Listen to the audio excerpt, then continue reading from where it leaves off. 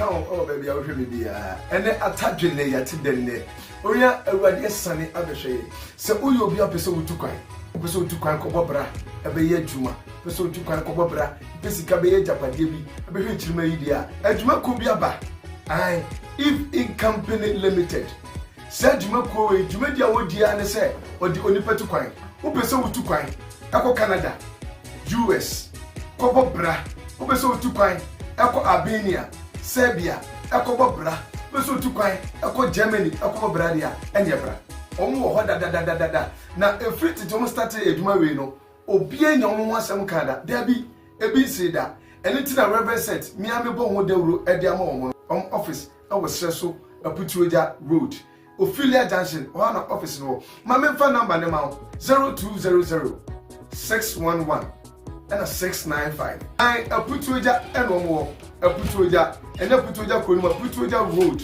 Ophelia Junction free plane tickets. Free plane tickets. Baby okwa aduane a wodi kwasa e free. Esa free accommodation. Udu airport o ma saba be fraw. Ade ba ko ne se obi a ebe obi a juice kedi. Unyini. If you say bra wo sa ni pa no se de ma. On di sika bia free wo sem. Wo sa ni pa no se de ma. On di sika bia free wo sem. Akopesa obesa ne be ba. Ansa na wa betuaka. If think travel and tour adwumakase bia be pie wo Kumasi Kurodua ha na opese wutu kwan country be na opese wo koso country bia opese wo koso bia na ko hu omo do beko na wo fa ase ba ko ya gili sika dia si hu wo mo no ya ye ko Canada na wo ko ene bosumi mpo ya yetimi ede na akwa kodwa sudi na dia ye me dem kwan se me ko ya anyi sika wo the choir no mu di mani se yanko bank ni yanko bie account ya choir joint account ebre so ye nyame ya don bia go through no ansana omo ye ko bank ni yakoyi sika no e de omo sika mo se dipa miensa so nyame adaro ma me de omo choir nso no omo nso ebesa ababedu ya enche bia omo nso eba beko enti se opese utukwan country bia opese okoso bia no ko esreso Ophelia Junction udi usi ho no mpefre number na omo de egu screen ani na afre number na omo de be ma no na edru ho no ma wonso watimi akọ na wonso watimi anya kwantu atu se wo ko wuni ba bia obeda wuni obi a emane ha wokra wo mo de wuni akodru ho ba bia obetena adwuma wo ko ye nyina wo mu bi ya wo kodru ya na wo ko ye adwuma nya sa fe na wo ko tene fie na wasa ya sa diska free Ghana ha sa de amane ho aba wo de akoto aduane adio wo ko ya na adwuma wo ho a wo ko akọ enti bomoden se wo behu if link travel and tour for na ba bia pese wo ko bia no omodo wo beko asodie. This increase in the producer price represents 70% of the gross free on board value of $7,200 per ton and aligns with the NDC's manifesto. Therefore, said they are now to force an air canoe or more than about Bontebeka election time. Come I ever 12 I say, I buy a net to swan and the Ghana for any year crack or price now from pan. So the names over to me. No, mo think ebe ko ba 6,000 plus after this come to no a new 200 cities craft first no kind of na first no na 3,001 say o mo increase na akọ 3,228 na so mo tu mo kura new 150 Ghana cedis enti ekuyafo no yesi hure no we dey kakra bi no mo dey atum so mahama ye be to aba na aba tumu ananti ye be ko di obi na kana sa bia ne ye ko di ne sa 128 ye dey atusu ya na ye Reverend. Anaima. Papa. Asemwe akoye office crew. We dey mia. Umia ya. Wa mia so ye dey. Mia magana for na enye. Ye mia e betwa nan no. Jesi mia. Mia. Ade ba ko ne se o. Mesua ade bi wo sansem mu. Se bibi nyansi nwe na wonya nkuru nyoma bi a ye nka asem bi. Bi ntira me kasa. I'm believing your cousin is a new question. You cheer Ghana cocoa farmer 1 bag less than 6,000 Ghana cedis. And no, I am a great minister. Good, less than 6,000 Ghana cedis. And Anna, Omo Mampenino, Omo Pisnidi. It's man as assurance. No, I don't have just take a say, to be a one. Because when you say, who bet me, I do an abroad, you know, you do my MP. After over by a Busika 128. Ghana so funny, but yeah. Obi a from 400 up basic 3,100. Now 100 now but to my 150 Ghana cedis. But mo fanya den. Ebi ana mo be kan say kwakuafo yi akwako free nyoma hu say ye ba betum enti ni sika say mekoso ye yada. I never could say oh. Debi I say obi tie dwabi so. Na say unyan hwe shoe na ena ensem kebi wono ma ye ntanka. O kasa so create door because of some untenam. Yeah. So what tell mu pe dia Mahama de ne be ka so be ma mu da. Tini nsem bi o kan ye no. Na ye hwe so obetimi aye because what transfer pay. But who as a Greek minister for now? Me who's what the Greek minister da. But what I say? It is a unia bi dia. Ni nsem bi ona o kan. So o kan yi. So they say, and no, and I'm not buying away. I'm telling you. So come on, can be at that time, no. I know you two so good for there. So to me too, cocoa more. By now, I'm telling you, whenever you say bad things about someone, we are the never cry you. Obiaso so criticize you because Obia Pejamu from down and 1,005 and 1,007 and 2,000. And 3,000, no more 3,001. It's not the other thing. So, your papa and I must say, what you put your cocoa musa, your papa is a shepherd, your bar, your baby them. Cobia don't so we born abaso. They say, oh, less than no, it's a very astro. So, what is a very astro? Say, come to me, your brother, the Asolia. Because, and I had a pepper, because, there be a quan and pobit baby. But what's up and less, and that's just normal lesson. We less. I say, friend say, Chairman TV, yeah, for adverts, no, on the low. So I say, box I because below that. And no one ever man for Akasa. Can increasement there, can increasement there, increasement. Say 1% can increasement. 10% increasement. So far, sir, one city, but you too like them, and our water be just 20 city paying in Ekasa, you too like transport to 50%. That means any increasement is increasement. But and now the obey MPP no. Esre say enye correct say over 2 and then you can see 2 be less than 6,000. And no na go fast my brother. It ain't happen to you whenever you are in opposition.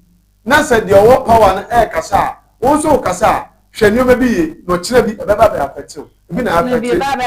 O do no don ra ebi mo ti no na mahama ye. Ba ya taba wana mkofa ba yo ai wan krofo mo twen ya ma edru 4 years na na mo dia ba hwim say pam ne dia to aba mama na say 100 and something na kua for mo fanya den chairman TV ahwefo wo mo je so na hima e koko de e twadwuma nkasa generally e den nti first no ye school mu no so we late na bibia ye ma o se kan say do o ade no nti na ye free say punishment nti ni nkola ni ye no yadwene ina ye say twadwuma ye punishment because school mu no na o ma ye nti no nipa bebre na huru twadwuma mpa so wure mu so aye den yankasa wo ye obekom ewia ne harsh weather na ade na wo spray akate na ade wo fight eho nyoma na ade na ewie na say ye betuma ma wo ya show boy election time na isasa enye by 130 Ghana cedis and sheda en so ni nti e besre e bag no en so ni nti no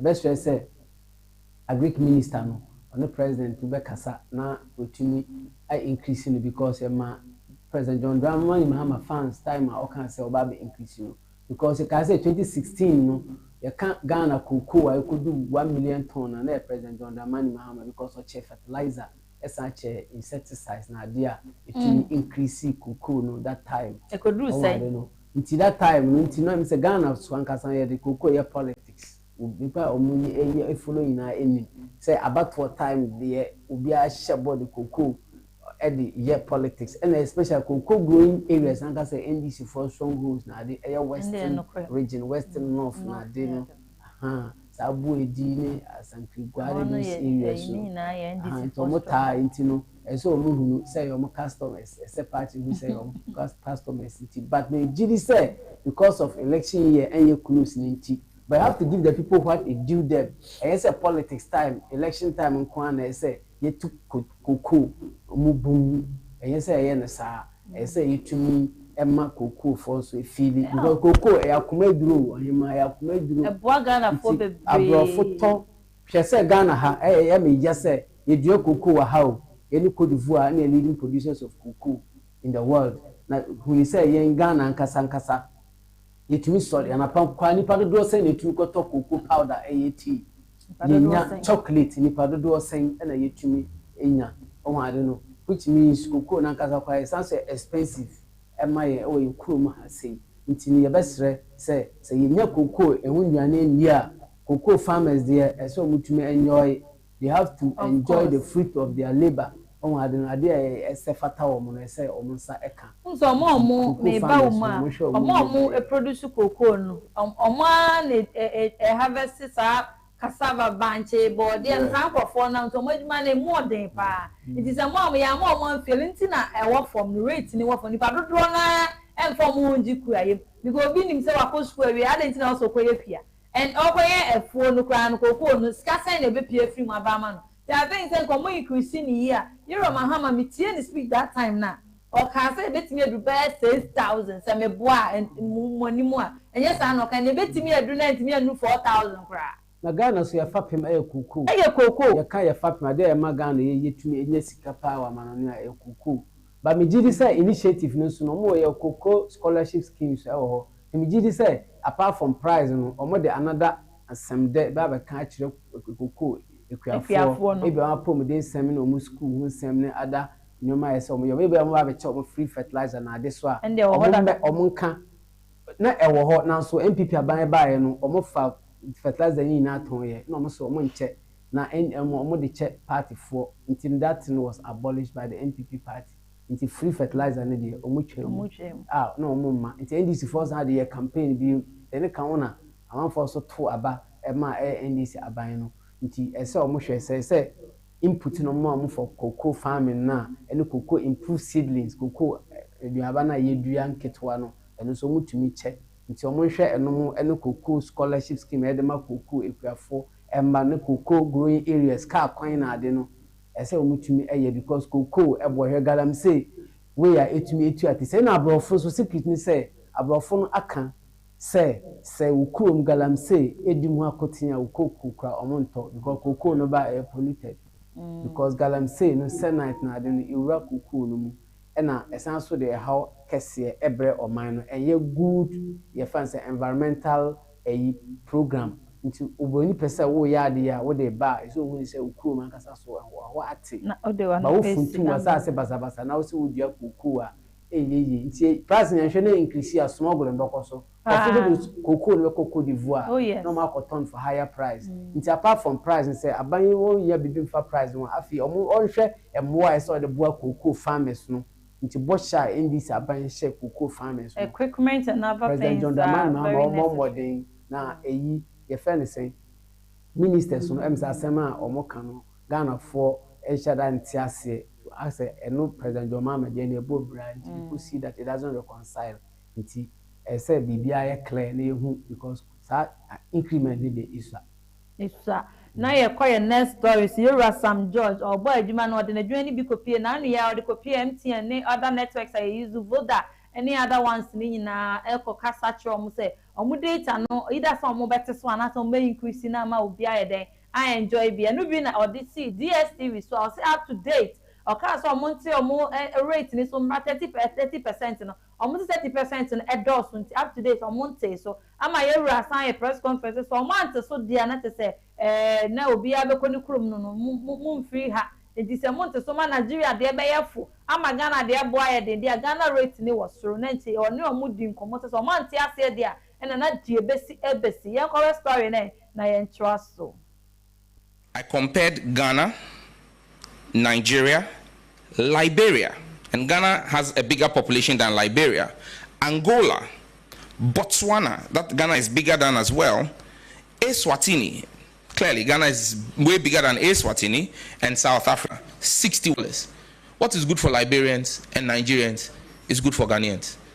I am not threatening multi-choice and I'm not hounding them out. We're simply protecting the Ghanaian people. I have made a request for 30%. What what I consider a proactive step will not be you writing to me and tell me that the prudent management of the economy by the Mahama administration that has led to upgrades in our credit rating by Standards and Poor's, Fitch, you tell me that that is a fluke. And so in my letter to MultiChoice, I asked them since when they began rating economies. Because for them to tell me that the improvement, the over 30% appreciation of the Ghanaian cedi is unsustainable and cannot be projected against, I want to know what expertise they have in determining the future of the Ghanaian economy. We are simply acting as regulators. We will not give a license to a foreign entity to come and fleece Ghanaians. You want to work here in Ghana, you will work in the interest of the Ghanaian people. And no information ministers amount to 30% up to date. Amount means so not one almost had a letter burn and say, only 30% and not too much.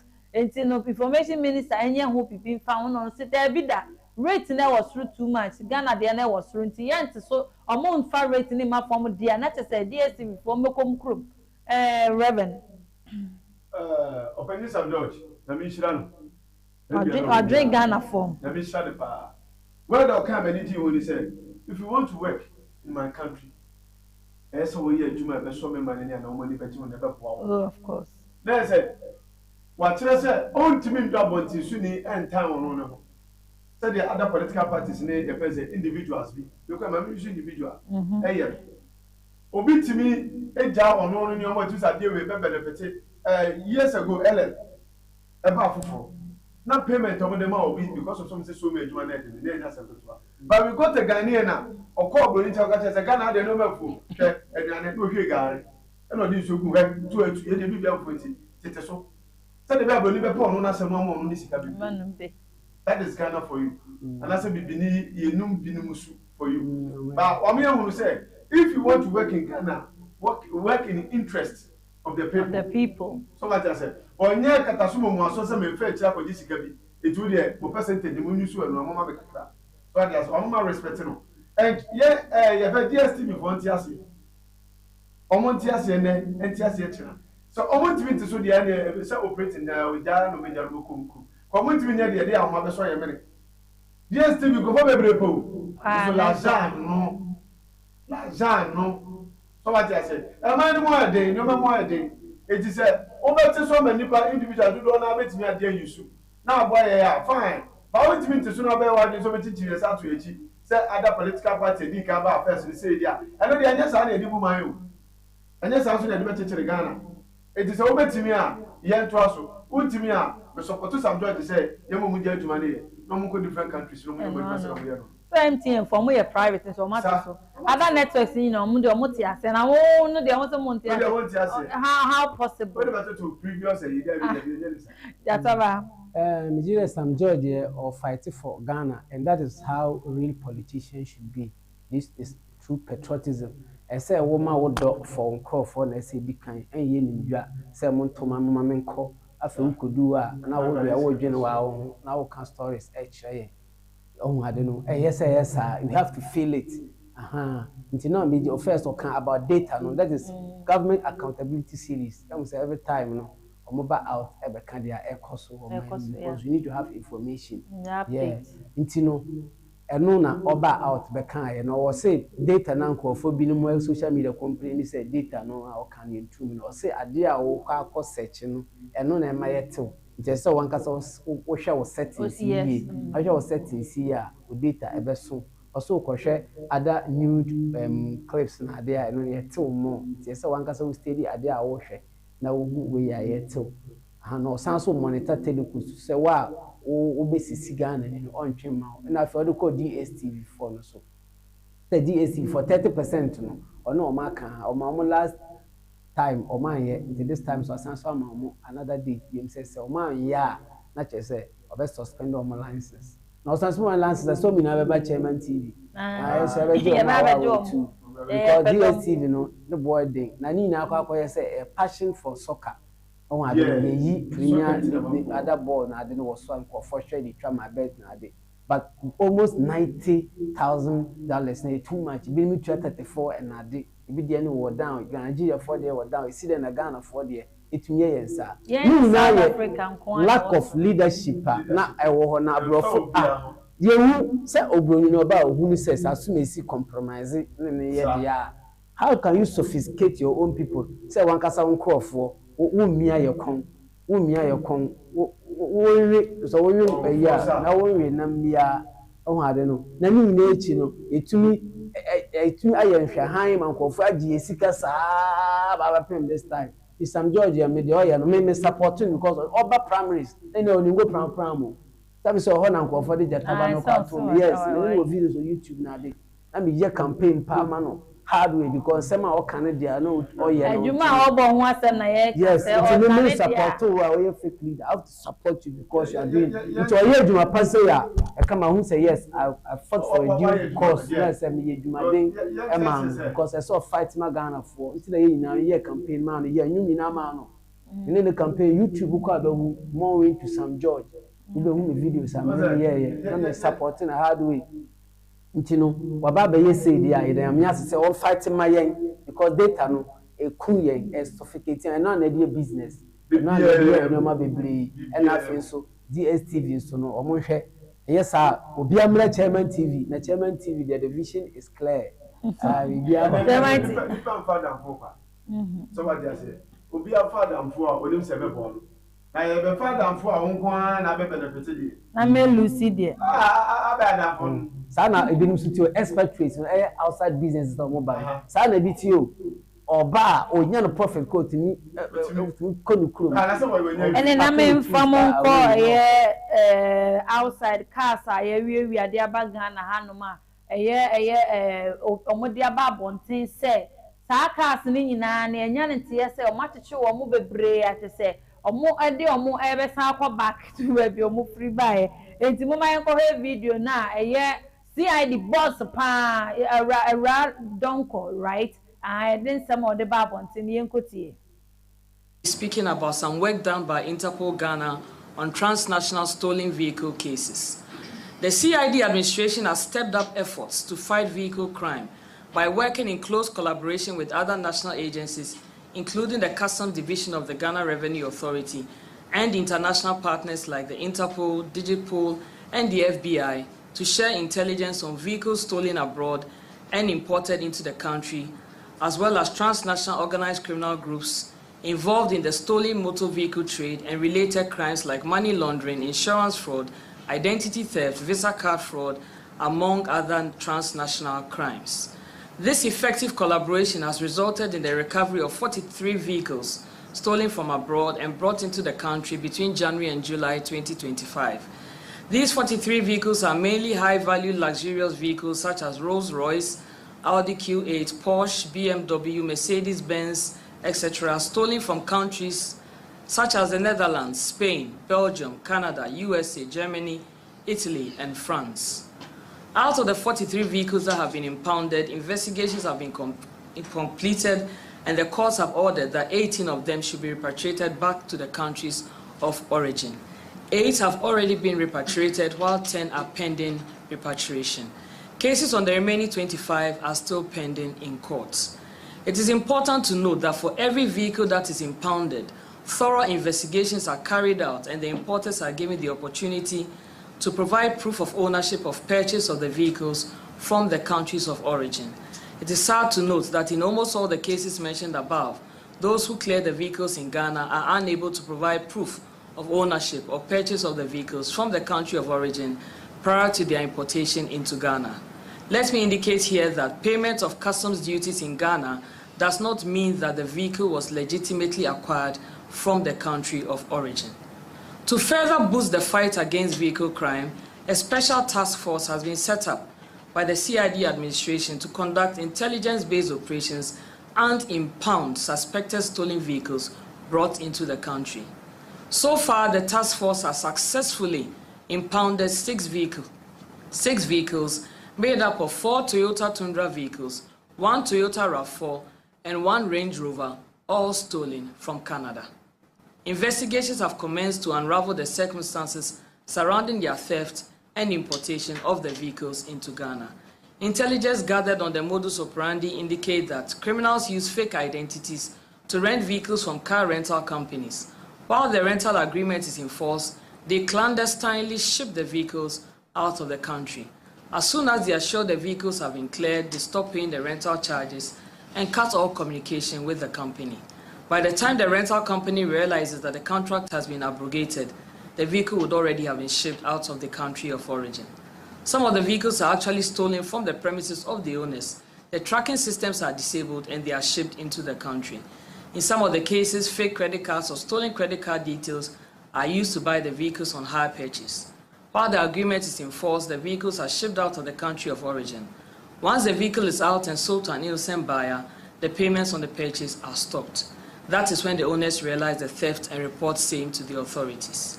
Others also buy and import the luxurious vehicles as a way of laundering illicit profits acquired from criminal acts like romance fraud and sextortion. Sadly, some innocent citizens fall victims and purchase vehicles that have been stolen from abroad. I want to take this opportunity to advise all citizens who want to purchase vehicles, particularly those imported from abroad, to go beyond requesting for the customs documents and demand from the importers some proof of purchase or ownership of the vehicle prior to its importation into the country. Ladies and gentlemen,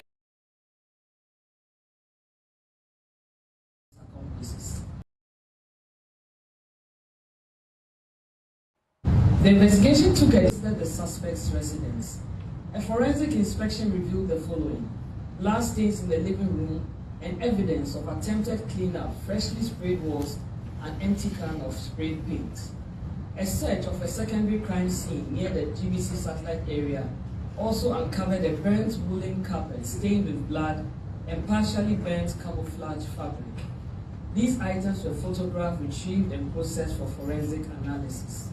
On 24 July, police obtained a warrant from the court to search a particular room in the suspect's house. A search in the room revealed more blood stains which were photographed and samples were collected for forensic analysis. Further search in the bushes about 100 meters from the suspect's house also led to the retrieval of a fufu pestle with blood stains all over it, wrapped in polythene. Police also impounded the suspect's vehicle in which some blood stains were also seen, and same was collected for analysis. I wish to state that the initial blood samples collected have tested positive for human blood. To aid the investigation, the deceased mother and son have provided samples for DNA profiling. In the face of these pieces of evidence, the suspect, who was initially charged with kidnapping, has since been rearrested and formally charged with murder. He is currently on remand following his appearance before the Adabraka District Court and is scheduled to reappear on 8 August 2025. A special operation is currently underway to identify and arrest his accomplices, and we are following other vital leads to gather all necessary evidence against the suspect and his. And as I was saying, for your first video, yeah, for sure, cars are moving free among on the back Ghana. Ghana for a hot now be minds no more chrono the back Ghana. Now, winning baby, and yet Ghana for Nipa Biaka can talk as you. I think 3 4 near name for more be meeting your talk as Rose was in your beer the betting your tower. 200 you be the betting your tower escafona. And you we are the Bromo to Ghana. Even Ghana paying for the Kurampo, a can home. More you are cast the Bromo Ghana. And more motor not to say, I would you be any team talk a chrono reverend as Cafona and as Abo because cowboy Ghana had you be any bit me at all. I Rawosam. I got to be my so quiet, man. What could we am? I Rawosam. Young fire one shot about issues from Canada for a casino. Young from say Ghana and come with us. And that's what they Juma. So we better look at it. Any for what they are covering. But my question is, why the Shama Academy room mine? Ghana for a guabro today. What I say? Your custom for no money. Aha. Eti bibia ni paper bia ni car no say car we and as a stolen car we to stolen car. So what I say? Eti you be aduma. So someone was paid before the car was able to enter the country. You tell big car as a car ni ewura o mine mu. And ewura mu no so no. The authority so hu say papers ni ade bia answer that day. Any hu ba no so to. Me ana we as one name ya e bo no go say free first one sem na ko the second one na ko the third one sem innocent person bia o say danim no bibia e be the second bia when you say This year radiation of Africa, no akoto, a banya betchen. There was a man in an issue, man being an issue who are crap. I dare know tongue ties not on the go to the field. Anybody could be at the end. And call to train now to the say, Nippon, we are there quite yet to say, no more we say, on the Nipani more company. Our cost supply to some tunnel suppliers. So, Sikano Montema and the Pro, Sikana mine, a two fly more than 5 times. So much I say, you are never on one. Yes, you will talk on Odia, and Rana Chodia, but to work on with it. Young Shani who said, I never on one, and Fata Nipa as a Ghanaian. So overcoat, we could so could we at the Yen Guasiam or mining. But when you find yourself in any place, Biana, or represent your country, or represent your Bushia, it is all going to go Chronoa. Whether any I ever send Nigeria for your countries will be some call on one, the public president, yeah, allow. Yebentia, or more official represent Mukruno. Sana Ghana news also come also represent Ghana. This also come Chronoa, who now be the massive. Reverend na me bow the anima. Chrono bono mo shema import at the end of Ghana. I na ya for no. Say a check document and sana custom form me boy, immigration form me boy. More checkpoint one man your money bedroom Ghana. One ya you don't value more salary na the mamma some solid na mode. Sir, ain't in the media and watch a monument redeeming check a shade. I don't know what boys go on to. So what I say, government and I find the workers. Yes, I will go for more boys almost a year. Some go for a son of my reform was the same. Some go for a son of my reform was the same. And the government is aware, the police is aware, judicial liberty, almost I don't move plate. It is a almost operated there, where their corruption will come. Of course. Now the baby and say, assembly no, can I put individual reason man, one say any marching, any idea, but send for come over the children. Now the Korea at all.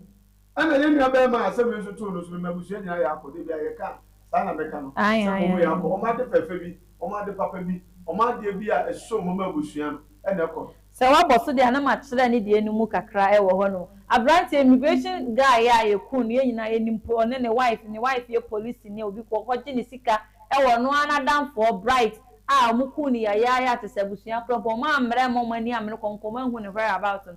Bright ka say guy nyo no ne kun no nim ne ho hwe but nhwe mu kire so mu ko ni fie no ye hu stains blood kakra e wo ni fie wo no afen so asesa ne dem ni fie paint ne dem paint ya asesa ne foforo we che say stains ni bi keka dem ho ana asesa no ana some distance to ono ni fie no mu ko hu wo ma peso de de ofufo ya blood e wo hu a minute kakra to ni fie no mu ko hu say da ho no minute say wo be ref no ye den oja to twene ho baabi nti we mu kire sa brante ne say enye ono a na busuafo se enko baabi a omuja police station aso mo kan say we enko baabi a no ebeko baabi pa brante no hwehwemu ne mo manya afri ne ho ene saa ne ma no reverend any atade a blood akam Ana me ya, mema abusua ya akole de. Ana me ya say obi medi bone, abusua ni say wodi bone. Aya say me ya twiri pa na so no mo nya saa atade ti say enko baabi a. Say enko baabi a. Saa no ma ye hu nipa kuma no. Na na ma me ka no kure wo nyame mu say, wa ha na ketu okuta abrante ne yere. Anane maame, anane nua bi ne ka te say enko baabi a ko betutu ne kuni papa. Oh of course. So what I say, because wa hwe na de papa bi. And someone aban some na ye di no. Now we send the court to the say catch the bad. Enko baabi a. There's all bona brand soon. So what I say, na me say aban Ghana aban say, and you better say police and the court say, omo hwehwem to duty say the omo yipie me bo mabaso. The bo mabaso pa de kan. The bo mabaso. So omo timi ehunu say first evidence, second evidence we catch say aban cheni ni movie. Because I say, what is side you be do obi abusua. Now be say enko baabi a, na afi be chirampa na enko baabi a. Na say wo chiro bi kwan say obi oboni ayere bi. Mo semra, obi bo osmo oboni bi. Okumoku ni bi. Yo be obi ayere bi ansa na sana ba police for enko baabi a. Aga da ansem na bi ni. So what you say ebi ni eti nipa yi ni di akire. Yes aban so onfa the nancy form. Yes Ghana police onfa nancy form. Na we dey mo ma enko baabi. Said the same say be trust police no. E dey ko police ni enfa mra enhye yense. Tata ba memra oswe ande so mo de da kasa kese mu ha bebre na akwa o se etimi question bi bu won ma onimpa se ade aye wi an so connection and so better because price never back for match and so photo ni one what I say am for any connection connection dey Ghana mo pepa nti ya chi wi omutumi wi ayi binom no on ade no yesu say we ase sudifo eba no ne hwe ewo ne nkyɛn on ade no nti saafo na bi wo ha wato sare mo say another amro baba ko hye no asan agi car no sometimes won ti ase na ye say mo agi obi car so nkofo su kuda car sakasi de na wo de ne wogi sometimes omunim say dia wotua kampo wie wo de ka wo ba beje so nti no sa ade na Ghana police for omo ebo modern de eye eti Ghana yenim because international trade and international relations na ye na ye pre no your country shouldn't be seen as a destination for harboring criminal goods on ade na say stolen things and share oman enyam e say oman bia enya dimpa nti woman akwakoye say ye trace cars bi o na ba be pie wo oman mu hasia na kire say ese yesu make sure say ese nkofo omonsaka nti anyesa na kire say nso aye aye ehwehan that is it na kire say ye yeni na ye de sa nyoma ne ba na say we are even part of it but meanwhile say na ye nka ho nti na Ghana police for muso abo ho modern enya sa cars ni bia ye de ama wo mo but still muso mo hwehwe nsem mu na cases ni bi kwa copy wo court nti ehwe say onkofo a omonsem wo court no enim say abre na abre ya so be hwehwe mu na saafo ni din ya ba bedaji nti ye mpre this time en speculate edin ya yatete ewo ifamum anase in the past nsem a yatete afa about money laundry money laundry ni sa eyi kasa stolen kasa yatete mpinfo bi no ehubom ewo mu no ibenya mre na ye atwen ntomo the report na ba ye nyina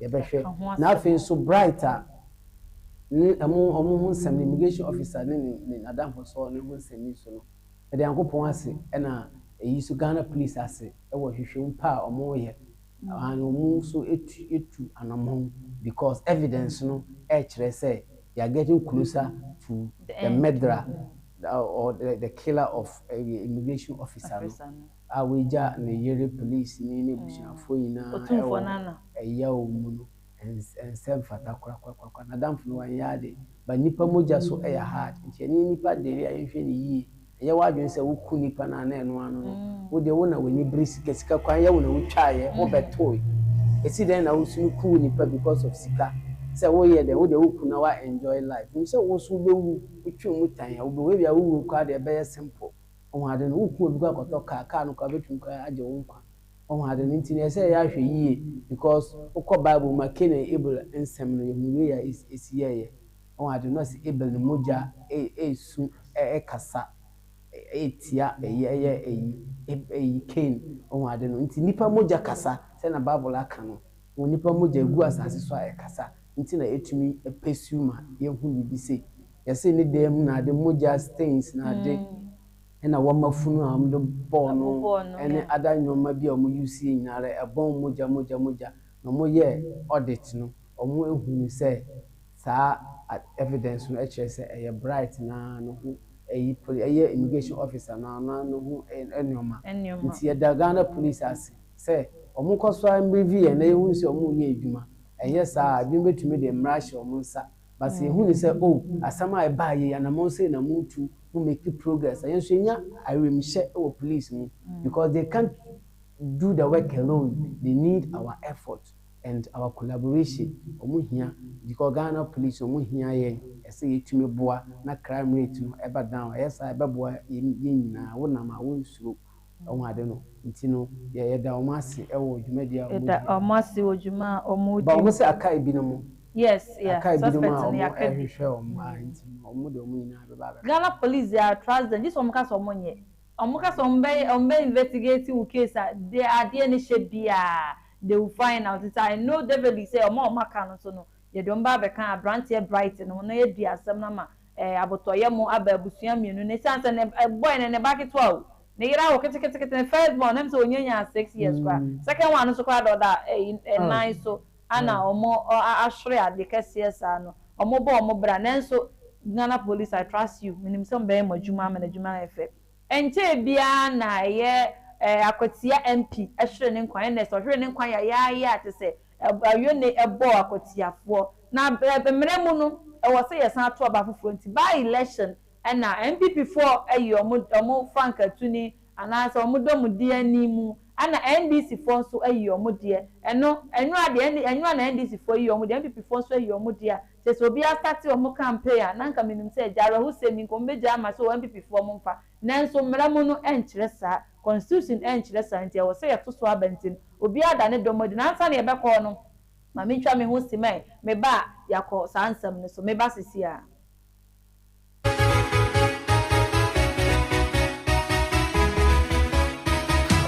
oh baby, I will be and attaching the yatidene. Oya, a sunny abeshay. So, you be up a so to cry. Episode to cry cobra, a bay juma, episode to cry cobra, Pessica bay japadibi, a bay media, and Juma could be a ba. Aye, if in company limited. Said Juma Coe, Jumedia would Diana say, or the only pet to cry. Who person to cry? Echo Canada, US, Cobra, who person to cry? Echo Albania.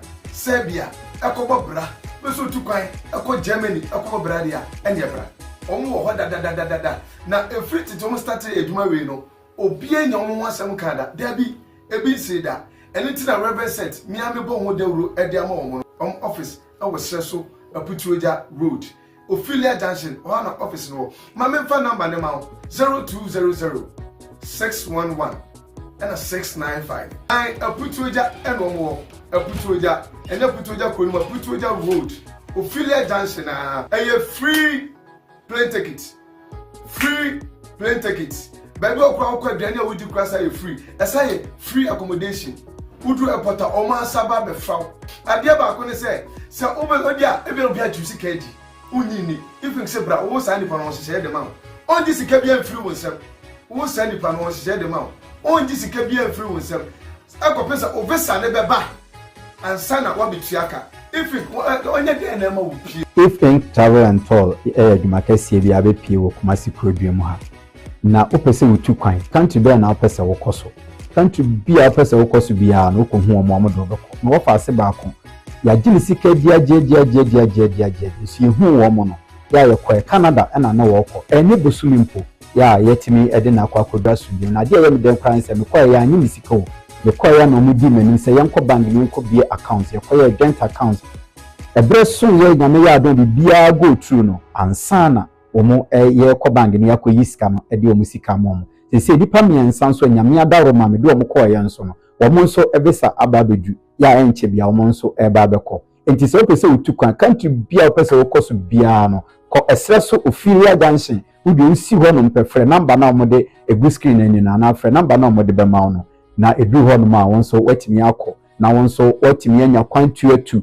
say wo ko wuni baabi a wo beda wuni mu bia e mane ha wo kra wo mo de wuni akodu ho baabi a wo betena adwuma wo koye nyina wo mu bi ya wo kodu ya na wo koye adwuma nya sa fe na wo kotene fie na wasa ya sa disk free Ghana ha sa de amane ho aba wo de akoto aduane adio wo koya na adwuma wo ho a wo kwa akoye nti bomoden say wo behu if link travel and toll for na baabi a pese wo ko bia no omodo wo beko asodie for if link travel and tour so we kwa brochire we kwa we cars na we fa baby akwa we cars there bra if link because omo de ne there work permit enti wo ko na anga sa wadwuma kan wo baby abeda kan wo ko struggle wo ho no no akwa we obi cars de nkofo we enti bra stress we Ophelia Junction ho no ma odu ho no ma number ne na go TV ne so no fa ne free country bi se Albania ejetu ato gidigidi e penipa 10 e de o ma kwa Albania je one friend tema me se ya ye ma for number na professor kwa Albania kwa no so your work permit sa free plane ticket accommodation bibia free the here so be for number na our passport for number na se sia na friend na share mo office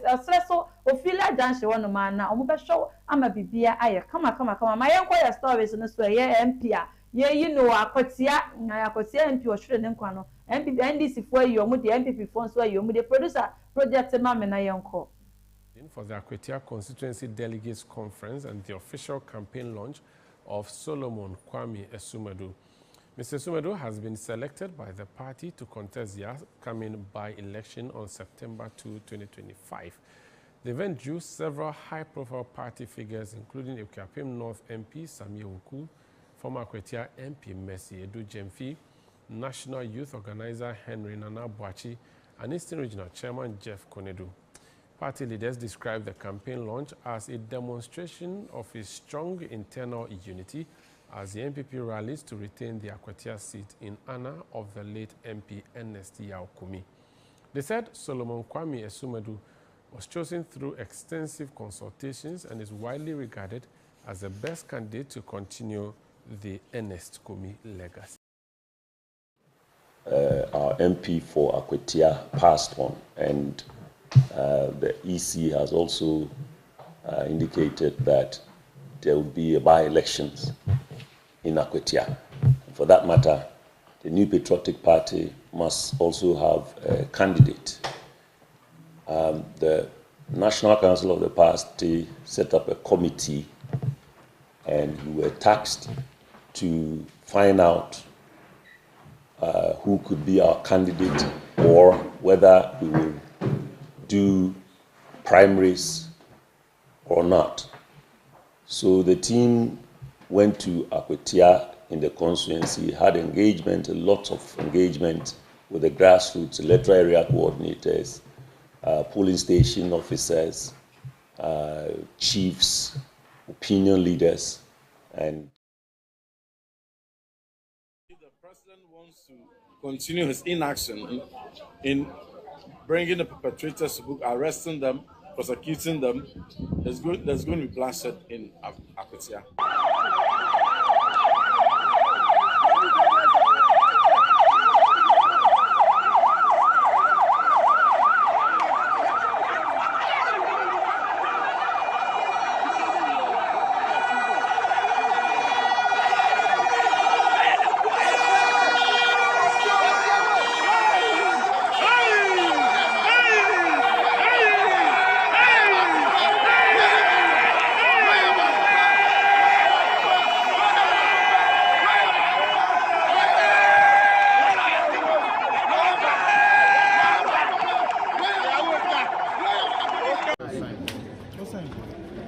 1,053.